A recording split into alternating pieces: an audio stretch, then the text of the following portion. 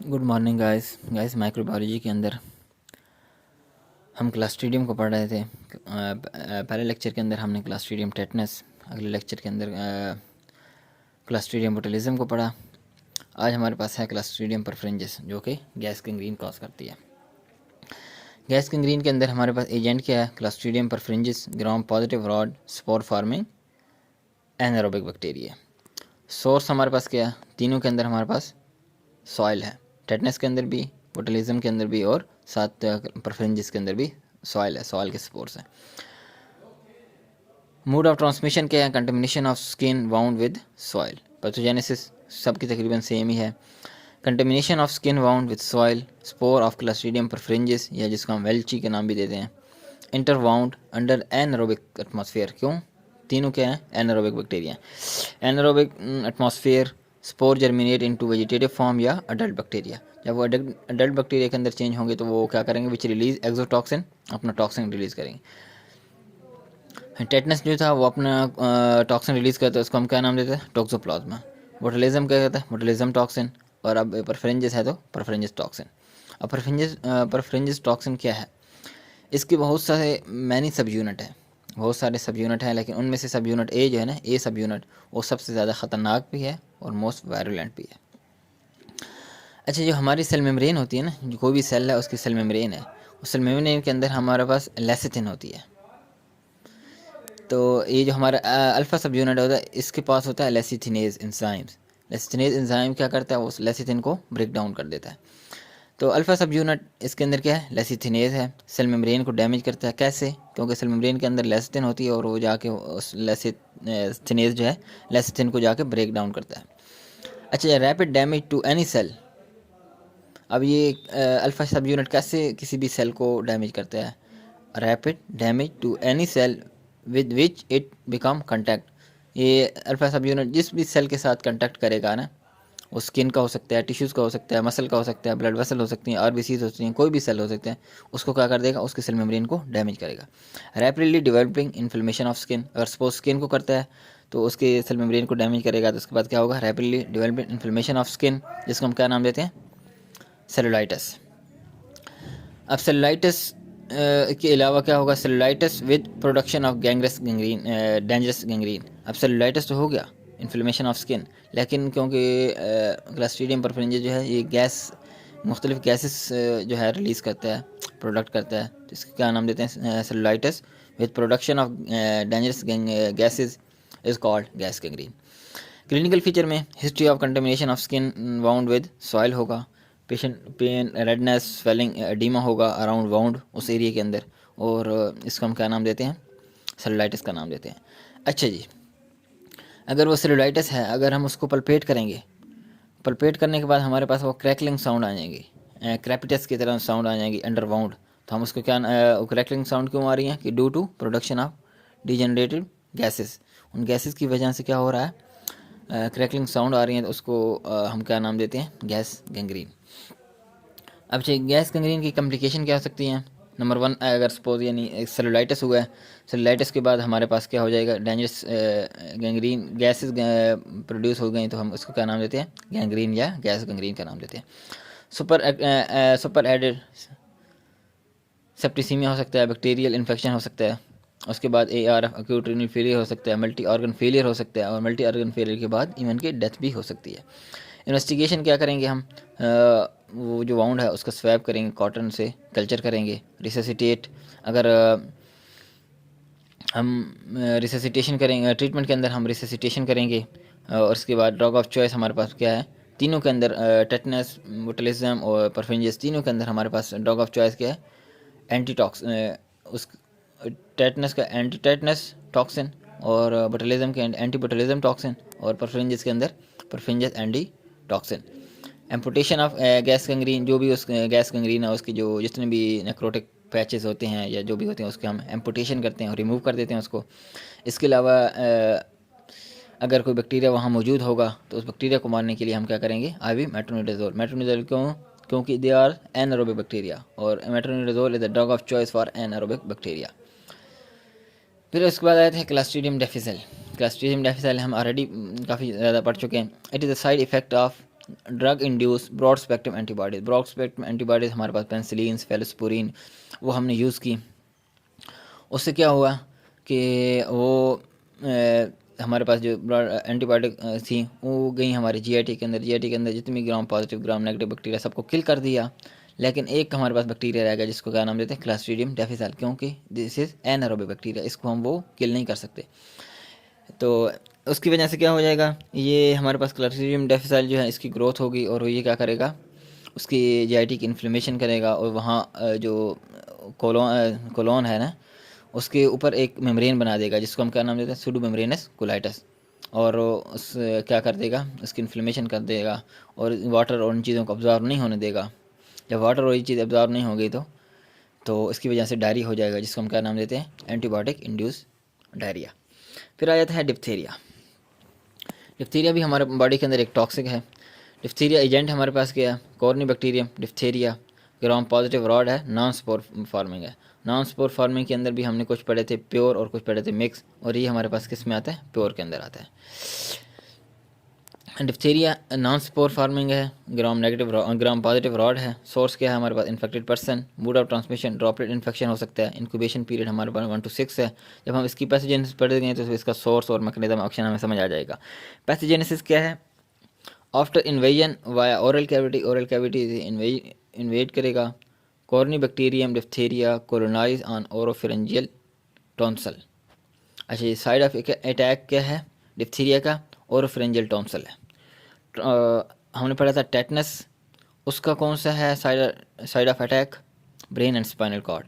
बोटलिज्म का कौन सा है, न्यूरोमस्कुलर जंक्शन, जहाँ एसिटाइलकोलिन को इनहिबिट कर रहे होते हैं। और अब डिप्थीरिया इसका साइड ऑफ अटैक कौन सा है, ओरल फ्रेंजियल टॉन्सल्स, इसका साइड ऑफ अटैक है। वहाँ जाके क्या करेगा, ये बैक्टीरिया मल्टीप्लाई करेगा एंड रिलीज एक्सोटॉक्सिन। कौन सा टॉक्सिन, डिप्थीरिया टॉक्सिन। अच्छा जी, अब डिप्थीरिया टॉक्सिन की जो हैं 2 सब यूनिट है। जिस तरह क्लस्ट्रीडियम परफरेंजिस का एक सब यूनिट था, मैनी सब यूनिट है, लेकिन एक जो है ना वो सबसे ज़्यादा कॉमन है। यहाँ भी डिप्थीरिया टॉक्सिन इसके 2 सब यूनिट है, बी सब यूनिट और ए सब यूनिट। ये हम ऑलरेडी कोलरा के अंदर भी पढ़ चुके हैं। कोलरा टॉक्सिन जो था ना उसके भी हमने 2 यूनिट पढ़े थे, एक अल्फ़ा सब यूनिट और एक बीटा सब यूनिट। बीटा सब यूनिट मतलब बाइंडर और alpha sub unit mean activator, जो एक्टिवेट हो जाता है। अच्छा, जो bind with tonsillar epithelial sales, वो जहाँ के जीआईटी के वॉल के साथ बाइंड हो रहा था, और ये कहाँ पे हो रहा है, टॉन्सल पे, क्योंकि इसका साइड ऑफ अटैक क्या है, ओरोफिरेंजियल टॉन्सिल्स है। Bind with tonsillar epithelial cells, tonsil होगा shift subunit A into the cytoplasm of tonsillar epithelial cell, इनको शिफ्ट कर देगा। फिर वहाँ जाके क्या करेगा, वहाँ जाके ये हमारा अल्फा सब यूनिट एक्टिवेट हो जाएगा और क्या करेगा, it inhibit protein synthesis by inhibiting the elongation factor 2। अब जब हम प्रोटीन सिंथेसिस पढ़ेंगे ना तो उसमें इलांगेशन एक होती है, फिर टर्मिनेशन होती है, इनिशिएशन, इलांगेशन, टर्मिनेशन, ये 3 टर्म होती हैं उसमें। तो इलांगेशन जब वो हमारे पास अमीनो एसिड वगैरह सारा वो प्रोटीन की सिंथेसिस हो रही होती है ना, तो उसमें एक फैक्टर होता है इलांगेशन फैक्टर 2। ये क्या करेगा, अल्फ़ा सब यूनिट वहाँ जाएगा, वहाँ जाके इनहिबिट करेगा प्रोटीन सिंथेसिस को बाय इनहिबिटिंग इलांगेशन फैक्टर 2। जब ये प्रोटीन सिंथेसिस इनहिबिट हो जाएगी, rapid break down of tonsillar cells, जिसकी वजह से जो टॉन्सुलर सेल है उनकी ब्रेक डाउन हो जाएगी और उसकी वजह से वहाँ क्या होगा, इन्फ्लेमेशन होगी। जब वहाँ इन्फ्लेमेशन होगी वहाँ टॉन्सिल एरिया में, तो वो वहाँ क्या बनेगा, वो जो इन्फ्लेमेशन हो रही है, एक्सुडेट जो जितने भी मटेरियल होता है ना, पॉट्स होते हैं, वो क्या करेंगे, formation of creamy white greenish pseudo membrane on tonsil. Pseudo membrane के ऊपर जो क्या कर देंगे, वो जो इन्फ्लेमेशन हो रही है ना, एक्सुडेट निकल रहे हैं प्रोटीन वगैरह सारे WBC से सारे वगैरह, वो हमारे टॉन्सल के ऊपर जमा हो जाएंगे और उसको हम क्या नाम देते हैं, creamy white greenish pseudo membrane on tonsil.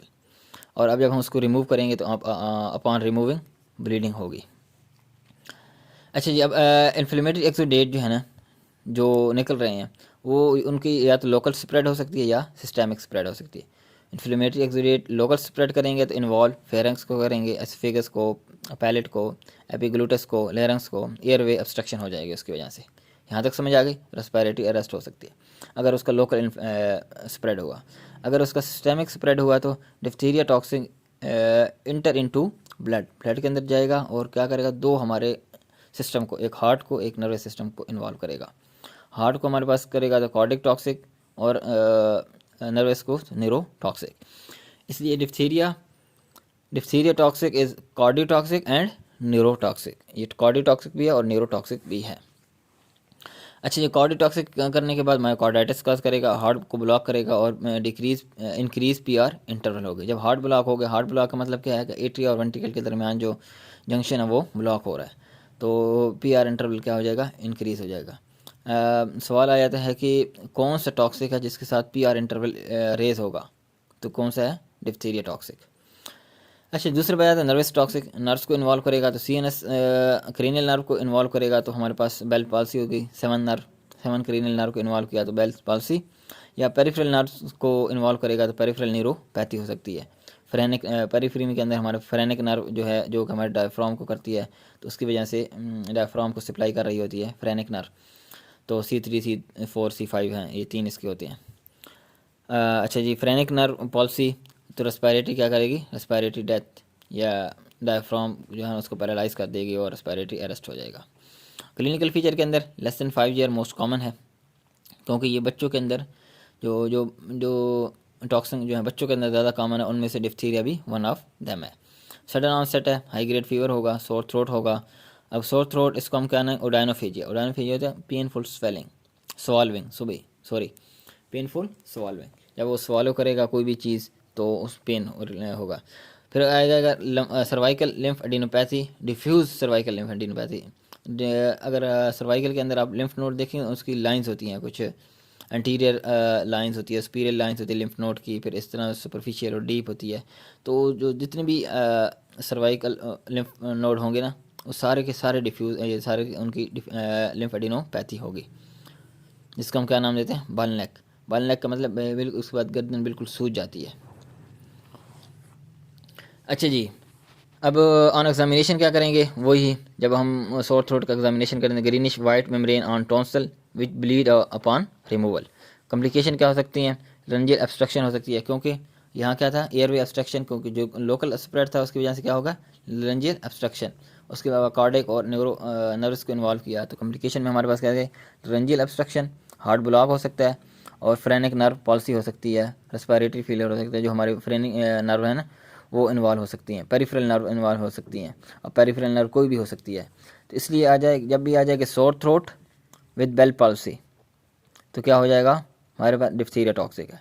Sore throat with wrist and foot drops, तो क्या है, diphtheria. Sore throat with increase PR interval, ये क्या होगा, डिप्थीरिया टॉक्सिक। अच्छा जी, इन्वेस्टिगेशन में हमारे पास क्या है कि वही हमारे थ्रोट एरिया का हम वहाँ कॉटन से क्या करेंगे, कल्चर करेंगे, सोर्स स्वैब करेंगे। ट्रीटमेंट क्या हमारे पास, रिससिटेट करेंगे। ट्रेकियोस्टमी, अगर उसका एयरवे ऑब्स्ट्रक्शन हो गई है, लंजियल ऑब्स्ट्रक्शन हो गई है, तो हम ट्रेकियोस्टमी कर सकते हैं, न्यू ओपनिंग कर सकते हैं। वेंटिलेशन, फ्रेनिक, क्योंकि अगर पेरिफेरल नर्व इन्वॉल्व है और फ्रेनिक नर्व इन्वॉल्व हो गया तो रेस्पिरेटरी फेलियर हो सकता है, जिसमें हम क्या करेंगे, वेंटिलेशन करेंगे, वेंटिलेट करेंगे पेशेंट को, आइनोट्रॉप्स वगैरह देंगे। अगर हार्ट ब्लॉक वगैरह हो सकता है तो उसमें हम आइनोट्रॉप्स वगैरह देंगे। ड्रग ऑफ चॉइस क्या है, क्योंकि वी भी टॉक्सिक है तो ड्रग ऑफ चॉइस भी क्या होगा, डिप्थीरिया एंटीटॉक्सिन। अगर ऑनसेट है डिजीज़ का लेस देन 48 आवर्स, तो हम क्या 20,000 टू 40,000 इंटरनेशनल यूनिट देंगे। अगर मोर देन 48 आवर्स है तो 80,000 टू 1,20,000 इंटरनेशनल यूनिट देंगे। एंटीबायोटिक हम दे सकते हैं, अगर बैक्टीरिया एक्टिव है तो IV एम्पिसिलिन दे सकते हैं, IV मैक्रोलेट्स वगैरह दे सकते हैं, ये सारे हम दे सकते हैं इसमें। अच्छा जी, इसके बाद आया था प्रोफाइलैक्सिस। प्रोफाइलैक्सिस के अंदर हमारे पास आफ्टर बर्थ भी है और आफ्टर इम्यूनाइजेशन भी हो सकते हैं। आफ्टर बर्थ हमारे पास इंजेक्शन DPT 0.5 ml IM देंगे 8, 6, 10 एंड 14 वीक में। बूस्टर हमारे पास 18 मंथ के बाद होगा। आफ्टर इम्यूनाइजेशन हो गई तो नीड टू कन्फर्म इम्यूनाइजेशन, जिसकी प्रोफाइलैक्सिस है नहीं, हम अगले लेक्चर के अंदर इंशाल्लाह पढ़ेंगे। ठीक है।